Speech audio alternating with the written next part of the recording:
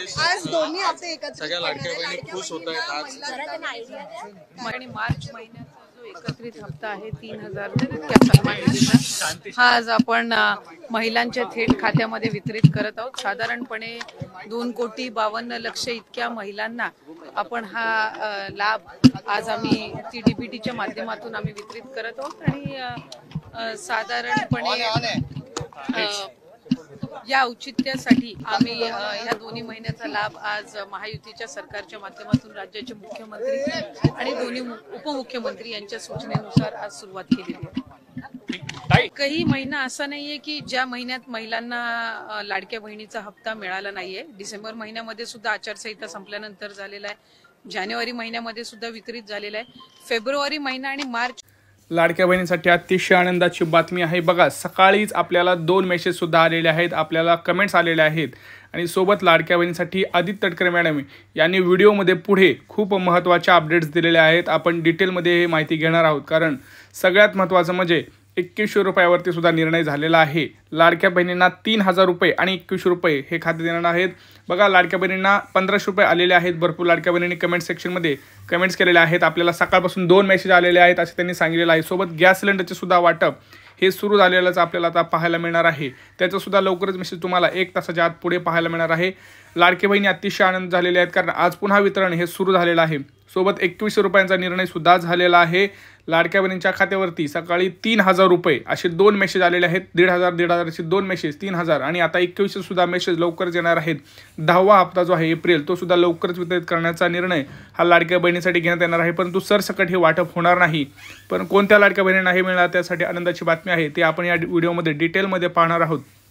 सोबतच आपल्याला काही महत्त्वाचे अपडेट्स ह्या आदित्य तटकरे मॅडम यांनी दिलेले आहेत। आता आपण पुढे व्हिडिओमध्ये स्वतः डिटेलमध्ये आपण पाहणार आहोत।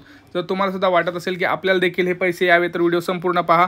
बघा, भरपूर लाडक्या बहिणी ह्यातून बाद झालेल्या आहेत, परंतु त्यांचं जे पैसे आहेत ते माघारी घेण्यात येणार नाहीत असं स्वतः आदित्य तटकरे मॅडम यांनी सांगितलेलं आहे की ज्या बोगस लाभार्थी होत्या परंतु त्यांनी लाभ घेतलेला आहे त्यांचे पैसे हे वापस घेतले जाणार नाहीत। त्यामुळे कोणीही टेन्शन घेऊ नका तुम्हाला, परंतु इथून पुढचे जे हप्ते आहेत ते येणार नाहीत असं सुद्धा त्यांनी सांगितलेलं आहे।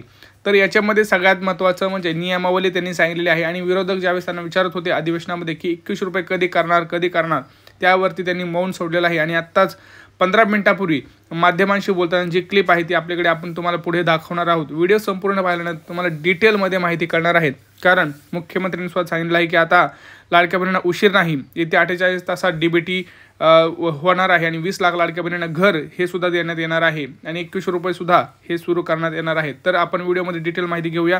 पहा आदित्य तटकरे मॅडम काय म्हणाल्यात आणि व्हिडिओला लाईक आणि शेअर सबस्क्राईब नक्की करा। मंत्री माझी लाडकी बहीण ही योजना महायुतीच्या सरकारची अतिशय महत्त्वाकांक्षी अशी योजना आहे आणि आज जवळपास 2,52,00,000 पेक्षा अधिक महिलांना आम्ही दर महिन्याला हा लाभ त्या ठिकाणी पोहोचवत आहोत।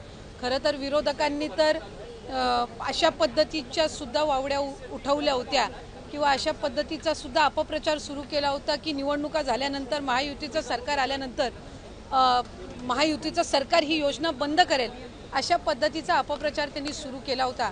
खरं तर त्या अपप्रचाराला कुठेही बळी पडू नये असं आम्ही सर्व लाडक्या बहिणींना आवाहन करत होतो। आणि आज खऱ्या अर्थानं महायुतीच्या सरकारच्या वतीने आदरणीय अर्थ व नियोजन मंत्री उपमुख्यमंत्री अजितदादांनी आपला कारकिर्दीतला 11वा अर्थसंकल्प सादर करत असताना लाडक्या बहिणींच्यासाठी मुख्यमंत्री माझी लाडकी बहीण या योजनेसाठी जवळपास 36,000 कोटींची तरतूद ही त्यांनी यंदाच्या वर्षासाठी केलेली आहे। आणि निश्चितपणाने ही करत असताना ही योजना कुठेही बंद होणार नाही। जो प्रचार विरोधकांकडून करण्यात आलेला होता की डिसेंबर महिन्यानंतर या योजनेचा लाभ मिळणार नाही, या उलट जानेवारी असेल त्याचबरोबर फेब्रुवारी आणि मार्च महिन्याचा एकत्रित असा लाभ याचं वितरण सुद्धा आम्ही 2 दिवसापूर्वीच सुरू केलेलं आहे। आणि लाडक्या बहिणींच्या खात्यामध्ये फेब्रुवारी महिन्याचे 1500 हे त्या ठिकाणी 2 दिवसातच पोहोचलेले आहेत आणि मार्च महिन्याचे 1500 सुद्धा ते पोहोचवण्याचं काम सुद्धा प्रगतीपथावर आहे।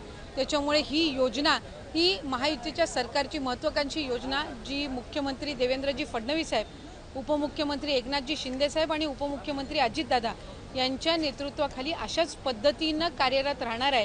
आणि तेच आपल्याला आजच्या अर्थसंकल्पातून पाहायला मिळालं। स्पेसिफिक प्रश्न आहे की 1,500 रुपये की 2100 रुपये नेमकं महिलांना किती रुपये मिळणार आहेत या लाडकी बहीण योजनेच्या माध्यमातून? कारण विधानसभेपूर्वी आपला जो जाहीरनामा होता त्याच्यामध्ये 2100चा उल्लेख होता, त्यामुळे स्पेसिफिक प्रश्न मला आपल्याला आवर्जून त्यानिमित्ताने आणि आपल्या माध्यमातून सर्व आमच्या लाडक्या बहिणींना त्या ठिकाणी सांगायचे की राज्याचे मुख्यमंत्री देवेंद्रजी फडणवीस साहेब आणि आमचे दोन्हीही उपमुख्यमंत्री असतील, मंत्रिमंडळातील सर्व आम्ही त्या ठिकाणी मंत्री महोदय असू, आम्ही सगळ्यांनी सुरुवातीपासूनच ही योजना अधिकाधिक यशस्वी पद्धतीनं राबवण्याचा प्रयत्न हा केलेला आहे। पुढेही आम्ही त्याच पद्धतीनं हा प्रयत्न करत राहणार।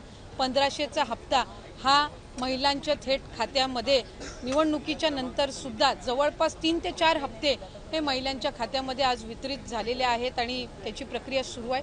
अशाच पद्धतीने ही योजना पुढेही सुरू राहणार आहे। 2100च्या बाबतीतली जी भूमिका आहे ती राज्याचे मुख्यमंत्री देवेंद्र फडणवीस साहेबांनी, अजितदादांनी, शिंदे साहेबांनी सुद्धा वेळोवेळी मांडलेली आहे। एखादी महत्त्वाकांक्षी योजना ज्या वेळेला आपण आणत असतो त्यावेळेला त्याचा योग्य तो निर्णय राज्याचे मुख्यमंत्री आणि महायुतीचं सरकार ज्या वेळेला घेईल त्यावेळेला विभागाच्या वतीने आम्ही ते निश्चितपणाने या ठिकाणी घोषित करू।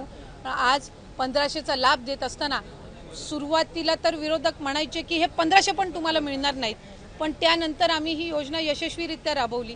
त्याच्यानंतर म्हणायचे की निवडणुकीच्या नंतर ही योजना बंद होणार, पण आज 2,52,00,000 महिलांपर्यंत आम्ही हा लाभ त्या ठिकाणी पोहोचवत आहोत आणि आज 36,000 कोटींची जी तरतूद अर्थसंकल्पामध्ये करण्यात आलेली आहे जेणेकरून ही योजना अशाच पद्धतीनं पुढे सुरू राहावी।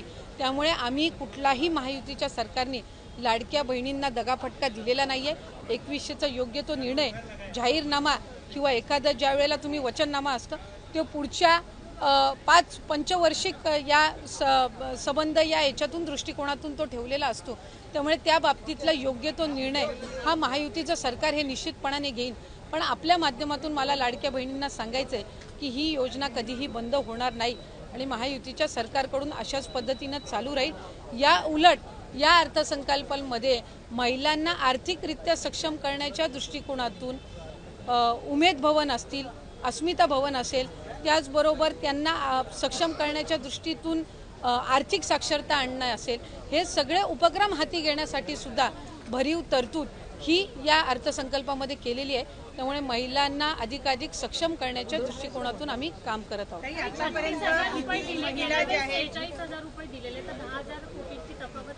आपल्या माहितीसाठी मला सांगायचं आहे की मार्च महिन्यापर्यंतचा जो हप्ता आहे तो अर्थसंकल्पाच्या आधीच वितरित झालेला आहे आणि ही जी तरतूद आहे ही पुढच्या महिन्यांपर्यंत आहे। डिसेंबर महिन्यांमध्ये ज्या वेळेला ही जी केलेली तरतूद आहे या पलीकडे जर आपल्याला लाभासाठी तरतूद करावी लागली तर डिसेंबरच्या अधिवेशनामध्ये ती निश्चितपणाने करण्यात येईल। 36,000 कोटींची तरतूद जी आहे पहिले वर्षाचे 3 महिन्याची तरतूद ही आधीच उपलब्ध करून दिलेली आहे। आता राहिले तुमचे 9 महिने आणि मग त्याच्यानंतर डिसेंबरच्या अधिवेशनामध्ये जर पुढच्या 3 महिन्यासाठी लागली तर त्या पद्धतीनं ती पुरवणी मागण्यांमध्ये केली जात असते। त्यामुळे या योजनेला यशस्वीरित्या राबवण्यासाठी जी काही तरतुदीची गरज आहे दर महिन्याच्या लाभाकरिता ती या अर्थसंकल्पामध्ये झालेली आहे। स्क्रुटिनी सुरू झाल्यापासून आतापर्यंत किती महिलांनी स्वतःहून सोडलेले आहेत किंवा किती महिलांना वगळण्यात आलेलं आहे, त्याचबरोबर इतर ज्या योजना आहेत म्हणजे निराधार योजना असेल किंवा इतर योजना, या महिलांना या योजनेचा लाभ कशा पद्धतीने दिला जाणार? जे टोटल रजिस्ट्रेशन विभागाकडे झालेलं होतं ते साधारणपणे 2,63,00,000 असं होतं, पण हे जुलै ऑगस्ट महिन्यापासूनचं होतं आणि जुलै ऑगस्ट महिन्यापासूनच स्क्रुटिनीची जी प्रक्रिया आहे ती त्या ठिकाणी सुरू आहे आणि पात्र महिला ज्या आहेत, लाडक्या बहिणी ज्या आहेत त्या साधारणपणे 2,52,00,000 2,53,00,000 इतके त्या ठिकाणी असतात। आधार सीडिंग ज्यांचे अकाउंट झालेले आहेत त्यांना दर महिन्याचा लाभ वितरित होत असतो। नमो शेतकरी योजनेचा जे लाभ घेतात त्यांना नमो शेतकरीचे 1000 आणि मग वरचे जे 500 आहेत ते त्या ठिकाणी लाडक्या बहिणीच्या या तरतुदीतून मिळत असतात। संजय गांधी निराधार योजनेच्या ज्या लाभार्थी आहेत त्यांना 1500चा लाभ हा संजय गांधी निराधार योजनेतूनच मिळत असतो। त्याच्यामुळे या योजनेतून मिळण्याचं त्याच्यामध्ये काही कारण नाही।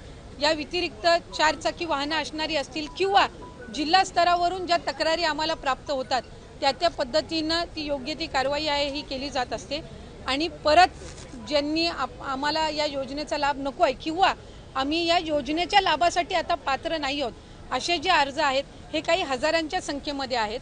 त्याच्यामुळे गेल्याही महिन्यात साधारणपणे 2,40,00,000पेक्षा अधिक महिलांच्या खात्यामध्ये हा लाभ वितरित झालेला होता आणि यंदाच्याही महिन्यामध्ये साधारणपणे तितकाच आकडा आधार सीडिंग जसे जसे होत जातात त्यानुसार त्या पात्र भगिनींच्या खात्यामध्ये जमा होत राहील.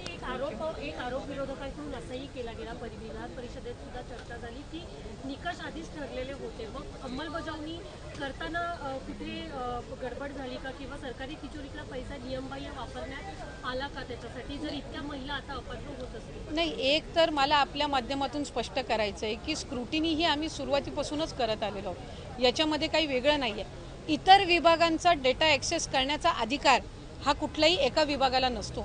उदाहरणार्थ महिला व बालविकास विभाग आहे आणि आम्हाला जर कृषी विभागातल्या नमो शेतकरीचा जर डेटाचा ॲक्सेस असेल तर तो आम्ही परस्पर घेऊ शकत नाही. आम्हाला तो त्या विभागाकडूनच प्राप्त होणं हे अपेक्षित असतं. परिवहन विभागाकडून जर एखादा तुम्हाला डेटा हवा असेल तर तो तुम्हाला परिवहन विभागाकडूनच मिळेल. त्याला स्वतंत्र तो डेटा ॲक्सेस करण्याचा अधिकार हा कुठल्याही विभागाला किंवा महिला व बालविकास विभागालाही त्या ठिकाणी नसतो. त्यामुळे सुरुवातीपासून याची स्क्रुटिनी होत गेलेली आहे. मूळ 2,63,00,000पेक्षा अधिक रजिस्ट्रेशन झालेलं होतं आणि सुरुवातीपासूनच जर आपण बघितलं तर लाभार्थ्यांची संख्या ही 2,40,00,000 किंवा 2,50,00,000 2,52,00,000 इतकी राहिलेली आहे. याचा अर्थ असा की स्क्रुटिनीची प्रोसिजर सुरुवातीपासून चाललेली आहे. प्रत्येक विभागाकडनं जी आपण माहिती मागवतो त्याच्यामध्ये ऑक्टोबर, नोव्हेंबर, डिसेंबर महिना आचारसंहितेचा कालावधी होता. हा वगळता जशी जशी आमच्याकडे त्या विभागांकडनं माहिती येते त्या पद्धतीनं आम्ही ते पुढचं DBT करायच्या आधी योग्य ती कारवाई असते ती करत असतो. त्यामुळे कुठल्याही पात्र जी निकषांमध्ये पात्र आहे एकही निकष न बदलता जी महिला पात्र आहे त्यांच्यावर अन्याय हा कधी या विभागाच्या किंवा महायुतीच्या सरकारकडून झालेला नाही. धन्यवाद.